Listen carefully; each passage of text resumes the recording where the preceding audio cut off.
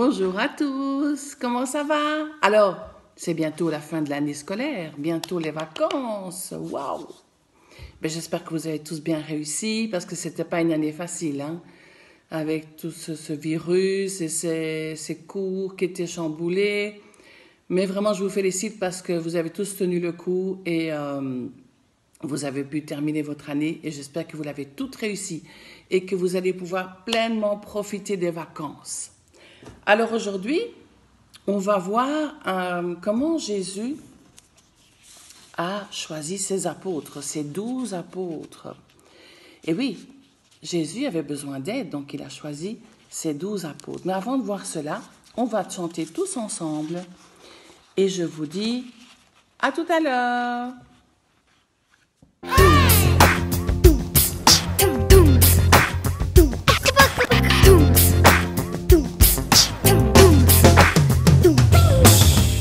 Je veux te louer à pleine voix, tout ce que tu crées au fond de moi, à ma tête, à mes pieds, de haut en bas. Je veux te louer, mon Dieu, mon roi.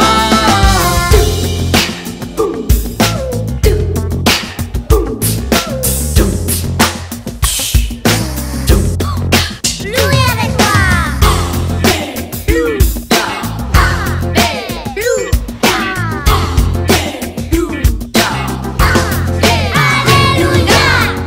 Je veux te louer à pleine voix, tout ce que tu crées au fond de moi, à ma tête, à mes pieds, de haut en bas.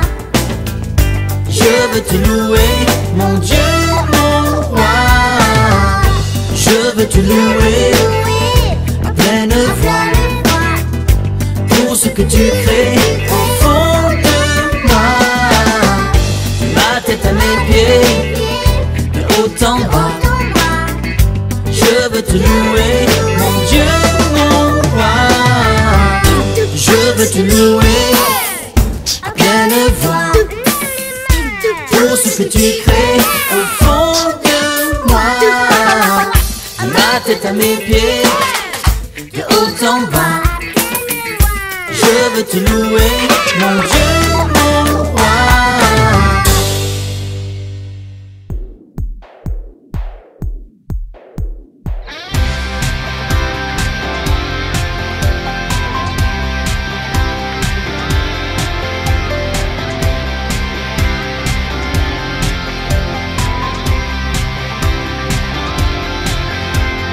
Si j'étais un papillon, avec mes ailes je louerais ton nom.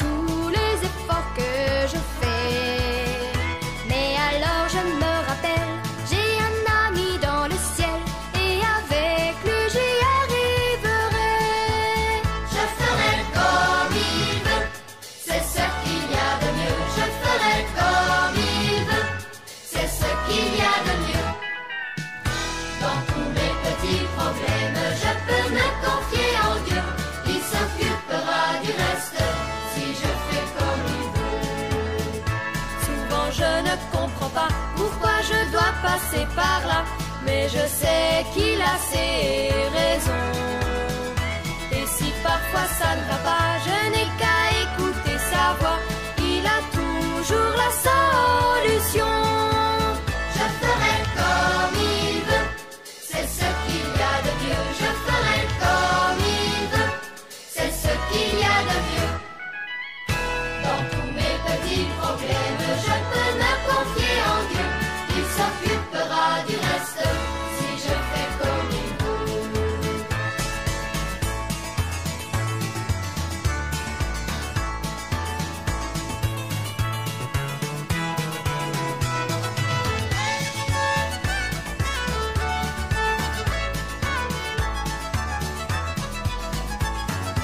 Je ferai comme il veut, c'est ce qu'il y a de mieux. Je ferai comme il veut, c'est ce qu'il y a de mieux. Dans tous mes petits problèmes, je peux me confier en Dieu. Il s'occupera du reste si je fais comme il veut. Je ferai comme il veut, c'est ce qu'il y a de mieux. Je ferai comme il veut, c'est ce qu'il y a de mieux. Dans tous mes petits problèmes, je peux me confier en Dieu. Il s'occupera du reste si je fais comme il veut. Il s'occupera du reste si je fais comme il veut.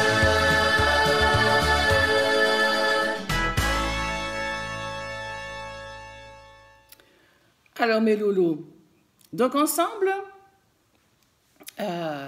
Jésus, vous vous souvenez que Jean-Baptiste a baptisé pour préparer la venue de Jésus, puis Jésus a pris son baptême, une colombe est venue sur lui, donc qui représente le Saint-Esprit. Et puis vous avez vu avec Divine comment Jésus a été tenté dans les déserts et comment il a tenu le coup. Et oui, Jésus n'a jamais péché, ça on l'avait déjà vu ensemble.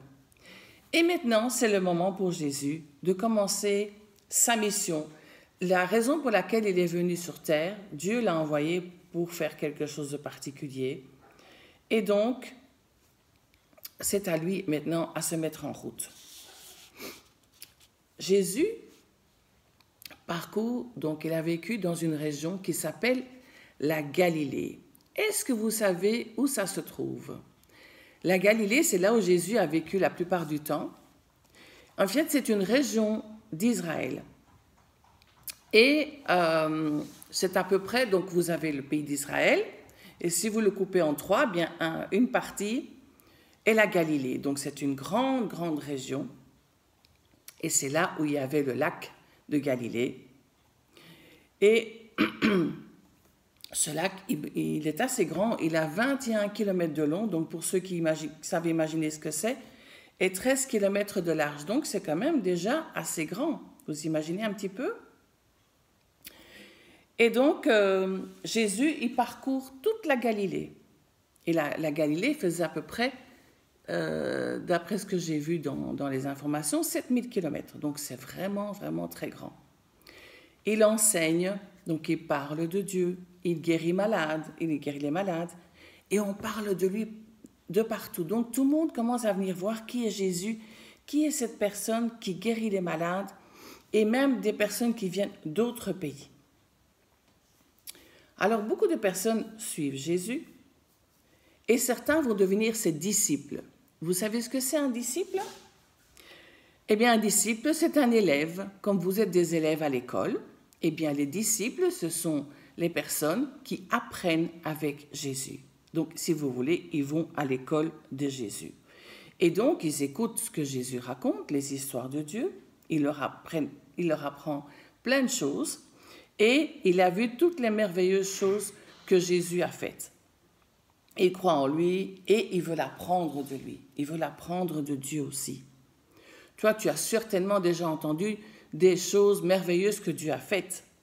Par exemple, quand vous avez prié pour un malade ou pour quelque chose qui était difficile et Dieu est intervenu. Je suis sûre que vous avez des exemples à donner. Dommage qu'on ne peut pas en parler ensemble, mais réfléchissez un petit peu parce que souvent on oublie très vite.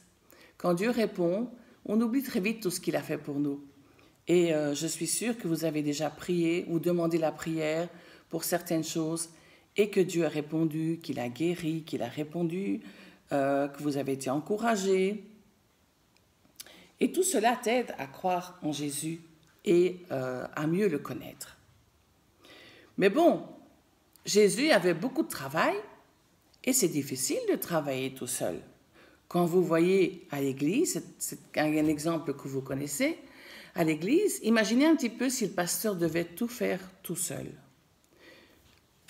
Parfois, il fait beaucoup de choses tout seul, mais quand même, c'est très fatigant. Alors, s'il devait s'occuper de faire les chants, de s'occuper de la sono, de s'occuper de la projection avec l'ordinateur, de la parole de Dieu, de faire la Sainte Seine, de nettoyer, de s'occuper des enfants, de s'occuper des ados, de s'occuper des jeunes et plein d'autres choses. C'est compliqué. Il ne sait pas tout faire en même temps. Il n'a que 2 mains et il n'a qu'une tête. Eh bien, Jésus aussi, il avait besoin d'aide parce que Jésus ne pouvait pas faire tout en même temps. Il avait besoin que ses disciples l'aident. Et donc, il avait besoin d'une équipe, des hommes qu'il allait former, comme le pasteur nous a formés, et qui pourraient annoncer avec lui à parler de Dieu. Donc, c'est vrai que quand on parle de Dieu, on doit être formé, on ne parle pas n'importe comment, il faut connaître la Bible, il faut étudier. Et donc, Jésus avait décidé qu'il avait besoin d'avoir des hommes autour de lui. Et donc, il a dû choisir des aides. Mais avant cela, il a fait quelque chose de très important, parce que Jésus est le Fils de Dieu et tout ce qu'il fait est parfait. Et donc un soir, il part tout seul dans la montagne et il passe toute la nuit à prier. Parce qu'évidemment, pour choisir ses aides, eh bien évidemment qu'il faut que ce soit des gens choisis par Dieu. On ne prend pas n'importe qui pour se faire aider, surtout pour annoncer Dieu, pour annoncer la parole de Dieu. Et donc, il a passé toute la nuit à prier, et le matin, donc il n'avait pas dormi, il a choisi ses 12 hommes parmi ses disciples. Et il leur a donné un nom spécial, un nom qui voulait bien dire ce que ça voulait dire, le nom d'apôtre. Et vous voulez savoir ce que c'est apôtre, peut-être qu'il y en a qui savent. Apôtre, ça veut tout simplement dire messager. Donc, messager, c'est celui qui apporte le message de Dieu, tout simplement. Et donc, Jésus va choisir 12 apôtres, 12 messagers. Mais quelque temps avant, il avait déjà rencontré ces hommes, il en avait déjà parlé. Il n'a pas fait ça comme ça, clic-clac en une fois. Il a parlé avec eux et ils avaient donné leur réponse à Jésus. Toi, le Seigneur t'a peut-être déjà parlé dans ton cœur, que tu as l'impression que Jésus voulait rentrer dans ton cœur. Est-ce que tu as répondu à Jésus? Et donc, voilà que Jésus va commencer à aller vers ses disciples et les choisir pour apôtres, donc messagers. Alors un jour, pendant que Pierre et son frère André étaient en train de pêcher sur le lac, Jésus les appelle à se suivre. Ici, je vous montre ce qu'est le lac de Galilée, un endroit magnifique. Comme ça, vous avez une idée de ce que c'est le lac de Galilée, là où Jésus était avec ses disciples. Vous voyez? Et donc, ces 2 disciples-là, donc, qui s'appellent Pierre et son frère André, ils étaient en train de pêcher, donc ils étaient dans la barque et ils avaient jeté les filets et ils étaient en train de pêcher sur le lac. Et Jésus les appelle. Et voilà, je vais lire avec vous le passage qui parle de cela dans Matthieu, qui est le premier évangile, donc le premier livre du Nouveau Testament.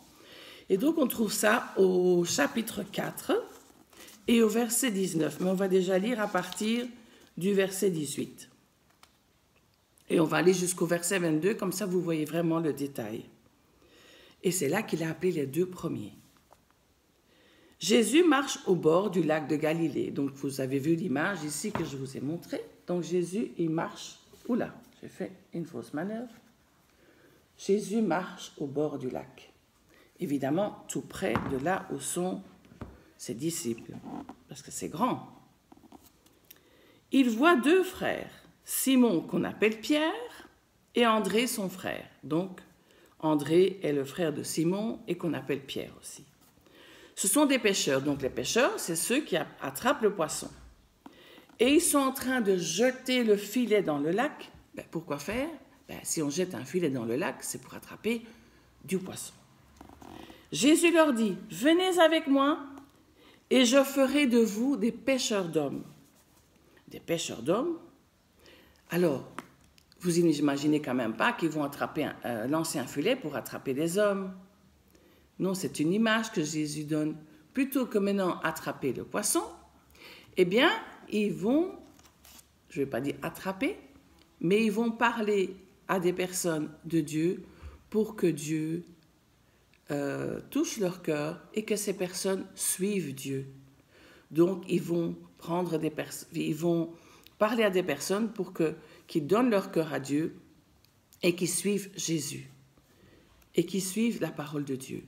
Donc, maintenant, ils ne vont plus s'occuper des poissons, mais ils vont s'occuper des hommes et ils vont leur apporter le message important de l'amour de Dieu pour qu'ils puissent donner leur cœur à Dieu. Vous voyez la différence? Aussitôt, donc ça veut dire tout de suite, ils laissent leur filet et ils suivent Jésus. Imaginez un peu la scène. Ils sont sur leur bateau avec leur filet. Ils vont dire, ils pourraient dire, oui, mais Seigneur, attends, ne t'occupe pas à pêcher, là, on ne va pas laisser les poissons là, et puis ils vont l'apporter à la famille, etc. Non. Ils ont obéi. Jésus les a appelés, venez avec moi et je ferai de vous des pêcheurs d'hommes. Aussitôt, ça veut dire immédiatement, tout de suite, ils ont laissé leur filet et ils ont suivi Jésus. Parce que pour eux, c'était beaucoup plus important de suivre Jésus que d'attraper les poissons. En allant un peu plus loin, Jésus voit deux autres frères, Jacques et Jean, les fils de Zébédée. Ils sont dans la barque avec leur père. Ils sont aussi occupés à pêcher. Ah non, là, ils réparent leur filet. Oui, parce que ça peut arriver qu'on abîme les filets et si les trous sont trop grands, les poissons passent à travers. Donc là, Jacques et Jean sont dans la barque et ils réparent leur filet. Jésus les appelle. Aussitôt, la même chose. Immédiatement, tout de suite, ils laissent leur barque et leur père et ils suivent Jésus.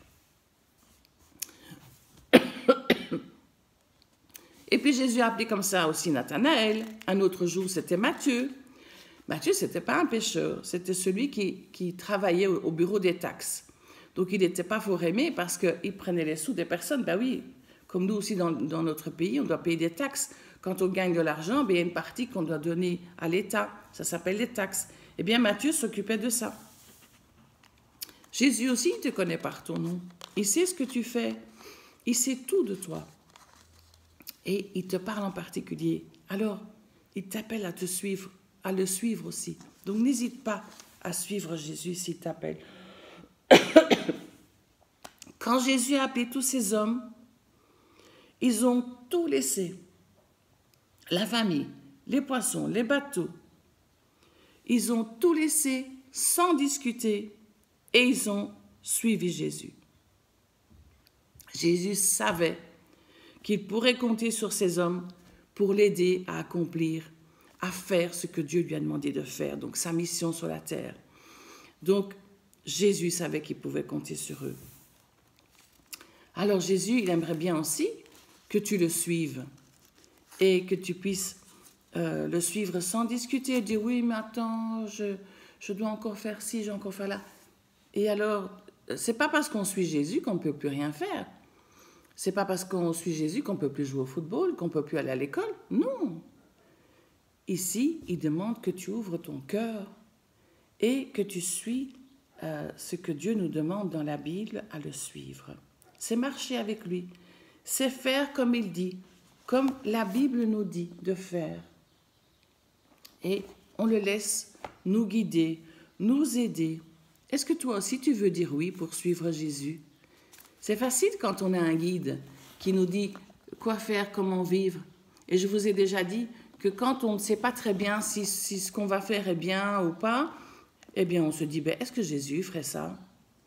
Ah non, ça Jésus ne ferait jamais. Ou ça, oui, pourquoi Jésus ne ferait pas? Est-ce que je peux conduire une voiture? Parce que Jésus n'avait pas de voiture. Ben, si Jésus avait une voiture, il aurait été dans la voiture, ça aurait été plus vite. Mais en ce temps-là, il n'y avait pas de voiture. Mais il n'y a aucun mal à conduire une voiture. C'est l'évolution de la connaissance des personnes, des savants qui ont inventé des choses. Donc voilà. Mais si il y a un gamin, un copain qui me dit viens, on va voler chez le voisin des fruits et des légumes et personne ne verra rien. Est-ce que Jésus ferait ça, aller voler? Mais non, évidemment, on le sait qu'on ne peut pas le faire. Donc souvent, on se dit tiens, est-ce que je peux faire ça alors qu'on connaît déjà la réponse? Mais toutes les réponses, on les trouve dans la Bible. Dieu nous a donné cet outil, la Bible, pour nous aider à le suivre. Et donc, je t'invite vraiment à suivre Jésus. Dans tout ce qu'on peut traverser comme difficulté, dans les choix qu'on doit faire dans la vie, Dieu va nous aider. Et il suffit de le prier. Et vous allez voir, vous allez très vite comprendre ce qu'il y a de mieux à faire. Il n'y a rien de plus extraordinaire dans la vie que de suivre Jésus. C'est vraiment un ami fidèle sur qui on peut s'appuyer, à qui on peut parler tout le temps, que ce soit le jour, la nuit, le matin, le soir. Jésus, il nous écoute toujours. C'est merveilleux, ça. Parfois, vous avez envie de parler à un ami, mais il est occupé, ou il est sous sa douche, vous ne savez pas lui parler. Mais Jésus, il est toujours prêt à nous écouter. Et ça, c'est merveilleux. On va prier ensemble, et puis on va regarder le verset qu'on a déjà lu ensemble, on va le relire ensemble. Seigneur, je te remercie parce que tu me connais mieux que moi-même et tu sais qui je suis, Seigneur. Tu me connais vraiment dans tous les détails et tu m'aimes, Seigneur, et je veux te remercier pour cela. Et je voudrais te suivre vraiment tous les jours de ma vie avec l'outil que tu m'as donné, la Bible, avec l'aide en te priant, Seigneur, en te parlant. Parce que c'est vrai que prier, c'est te parler comme à un ami, mais un ami aussi fidèle que toi, on ne connaît pas d'autre, Seigneur, parce que toi, tu nous écoutes toujours. Et tu nous écoutes toujours avec beaucoup d'amour et beaucoup d'attention, Seigneur. Merci parce que tu es toujours là pour nous.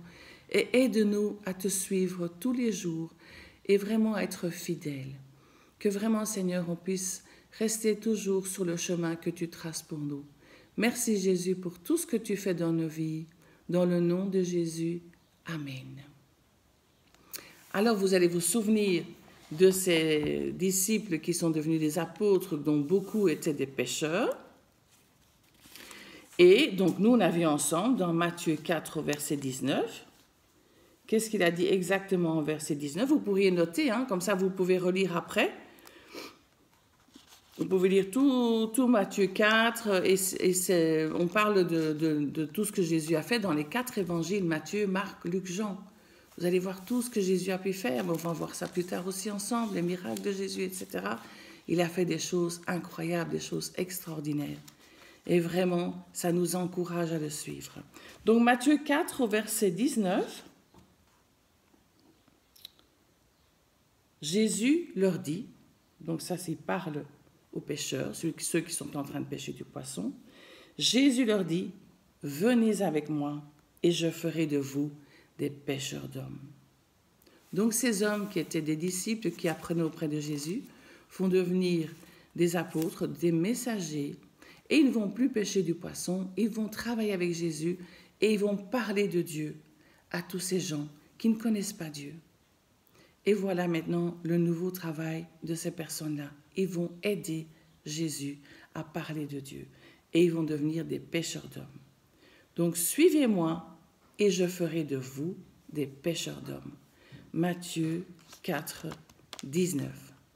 Je vous encourage vraiment à relire ce passage et vraiment que Dieu puisse vous bénir et vous aider à le suivre. Je vous embrasse très fort et je vous dis à très bientôt. Au revoir.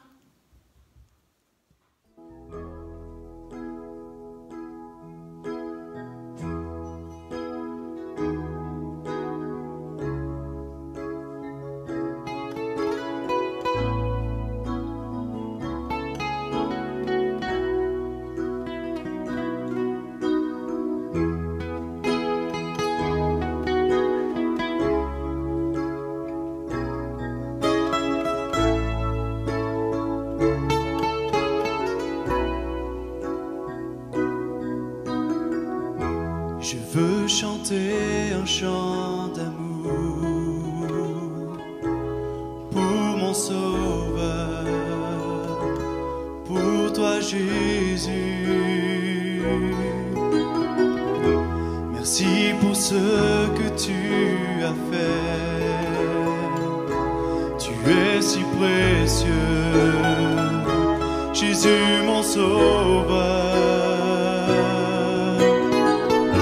Je suis heureux, tu m'as donné ton nom. Je ne veux pas être ailleurs que dans tes bras d'amour, dans tes bras d'amour, dans tes bras d'amour, dans tes bras d'amour, tout près de toi, contre ton cœur.